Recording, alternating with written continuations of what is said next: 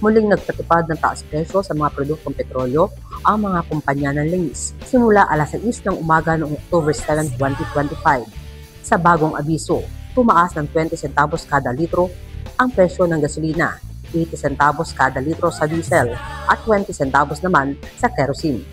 Ang bagong pagtaas ay bunsod ng patuloy na pagbabago ng presyo sa pandaigdigang merkado na nagdudulot ng dagdag pasanin sa mga motorista, lalo na sa mga pampasaherong sasakyan gaya ng jeep at tricycle.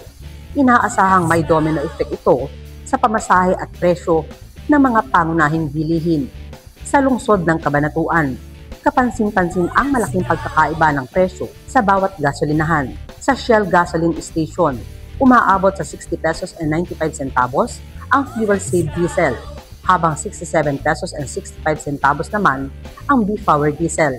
Ang gasolina ay nasa 59 pesos and 95 centavos para sa fuel-saved variant, 65 pesos and 65 centavos naman sa V-Power, at pinakamataas sa V-Power Racing na umaabot sa 69 pesos and 50 centavos ang kada litro. Samantala, mas mababa ang presyo ng petrolyo sa Flying V kung saan nasa 51 pesos and 75 centavos ang Volt at 52 pesos and 39 centavos ang Thunder. Mas mura pa rito ang presyo sa Sitio Gasoline Station na nag-aalok ng premium grade diesel sa halagang 49 pesos and 30 centavos, 52 pesos sa Extra ULG 91 at 52 pesos and 50 centavos sa Premium 95. Bagamat sabay-sabay ang pagtaas ng presyo ng langis sa buong bansa, nananatiling malaki ang agwat ng presyo ng mga produktong petrolyo sa mga gasolinahan sa Cabanatuan. Isa sa mga dahilan nito ay ang pinagkukunan ng supply, gastos sa operasyon at lokasyon ng istasyon. Karaniwan ding mas mataas ang presyo sa mga kilalang brand dahil sa dagdag na serbisyo at maintenance, habang mas mura sa mga independent o lokal na gasolinahan.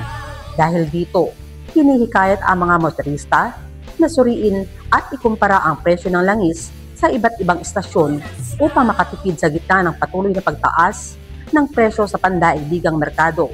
Inaasahang maglalabas muli ng price adjustment ang mga kumpanya ng langis sa susunod na linggo, depende sa takbo ng pandaigdigang kalakalan ng petrolyo.